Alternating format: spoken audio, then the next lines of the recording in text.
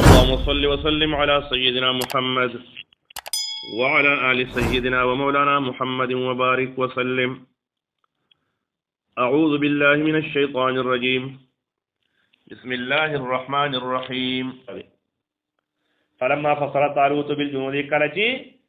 راو وستل را جدا کړو یا راو وستل طالوت بالجنود پاغه لخر سره نه پاغه خپل لخر سره قال الله وتو فرمایل قال طالوت ورته فرمایل ان الله بشک الله تعالی مفتریکم تاسو باندې امتحان کوي بنا حرف په یو نهر په یو دریاب سره مراد تر دریای اردن دی دا پیغمبر د اردن په علاقه کې فمن شرب منه پس هغه چې اوس کلی د دې دریاب نه فلیس مني ما بنوي ملګری زما من لم يطعموا هغه چې د دین خوراکونه کوي وبې ته ونس کړي فإنه مني پس بشک دیبا زما د ملګرو نه الا من غطرفا مگر هغه څوک چې په چونګ راوالي غرفتن یو چونګ بيده په خپل لاس باندې نو دور اجازه تشته خیر دی فشربوا منه نو دی اوس کړي د هغه نهر نه یا د دریاب نه بدی چې سند یا دریاب مخه تراغه نو بس د ډیرو کسانو به داسې خېټه ور واچولې او به اوس کړي الا قليلا منهم مگر لګو کسانو ردوینه چغی دک شانو به ونس کړي یا خو یو چونګو بوس کړي ا دغه د پاره کافی شوي او یا ونس کړي نو ار د ملګری واده سره پاتې شو هغه درې 114 کسان پاتې فلما جاوزه نو هر کله چې پورې وده دا طالوت د دې دریاب نه هو دې والذین آمنوا او هغه کسان چې ایمان راوړل معه د سره قالوا ندی اوه لا طاقت لنا اليوم نشتر طاقت زموږ د پاره نن ورځ بجالوت فجالوت د جالوت سره د مقابله وجنوده او د لخر دغه سره قال الذين يظنون نو هغه کسانو چې هغه دا یقین کو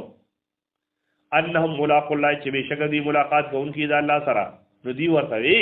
کم من فئه قلیه دیر کرت یو ډلا وړه غلبت دا غالب کیږي فئه کثیره پاګه ډلې غټي باندې باذن الله په اذن د الله والله مع الصابرين الله ملګری د صبر کوونکو دی ولما برزوا لجالوت هر کله چې دی را بهر شو مقابله در جالوت وجنودي او د لخر داغتا قالوا ندي اوه ربنا اے رب زمونږ افرغ علينا راتوي کی په مونږ باندې صبرن صبر وثبت اقدامنا مضبوط کی قدمونه زمونږ ورسرنا اعظم امدادو کی زمونږ علی القوم الكافرین په قوم د کافرانو نو بداد وایو کړه فهزموهم نو دې طالوت او د ملګرو شکست ورک اغیتا باذن الله په امر او په حکم د الله وقاتل داوود او قتل ک داوود نو مراد داوود علیہ السلام پیغمبر په دغه جنگ کې د داوود علیہ السلام پلارومو او دغه شان کې کوم دینو په دې مقابله کې د جالوت وقتل داوود او قتل ک داوود علیہ السلام جالوت دې په دغه وخت کې نو جوانو لا پیغمبري نو ورکړی شوی داوود علیہ السلام وآتاه الله الملك او ورکړه الله تعالی تتا بادشاہی والحکمت او پوها د دین پوها د حکومت د چلولو وعلمو او الله خود نو کړتا مما دهغه نه شاو چې د الله خو نو بس الله دې زور ورکړه پای باندې او هغه شکست هوړو او د جالوت دا پکې چې کوم نه مرشو دا غل اخکار پکې کسانې پکې مرشو نو الله تعالی اوس بیان د حکمت د جهاد به دې کې بیان د حکمت د جهاد د چې کله مجاهدینو جهاد وکړو نو سوچ ولولا دفع الله الناس کچر نوې دفع کول د الله تعالی خلق لره بعضهم ببعض بعض ردین په بعض باندې لا فسدت الارض نخامخا فساد براغلو پزما کې ولكن الله لیکن الله تعالی ذو فضل خاوند فضل على العالمين فمخلوقات باندې تلك آیات الله نتلوها عليك بالحق دغدي آیاتنا د الله دغدي احکام د الله تعالی نتلوها چې موږ لولو عليك پتا باندې بالحق په حق سره نو ګوره په دې کې د ته ادخال الهي او په دې کې صداقت د نبی کریم علیه السلام دی. ای زما پیغمبره دا کم آیتونه چې مونږ تا ته نازلو او تعالی درکو دا په حق سره دي. ته حق پیغمبر دا قرآن حق دی او د الله ذات حق دی. وانک لمن المرسلین او بشک ته خامخا د پیغمبرانو نه که ستا د پیغمبرانو څوک انکار کوي کافر د قرآن نه انکار کوي نه پوه دي. الله تعالی فرمایي زه وایم چې یقینا ته پیغمبر زما یې. نو دې کې سره اثبات د رسالت د نبی کریم علیه الصلاۃ والسلام.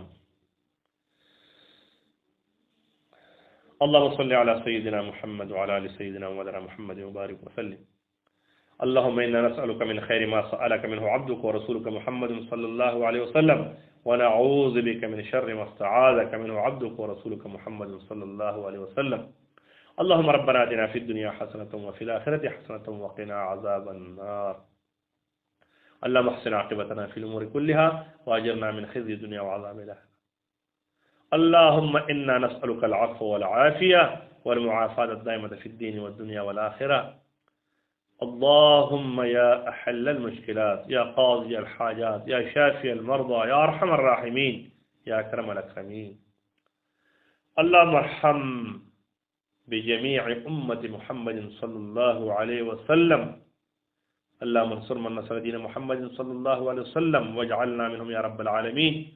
اللهم اخذل من خذل دين محمد صلى الله عليه وسلم في كل مكان ولا تجعلنا منهم. وصلى الله تعالى على خير خلقه محمد وآله وأصحابه أجمعين برحمتك يا أرحم الراحمين.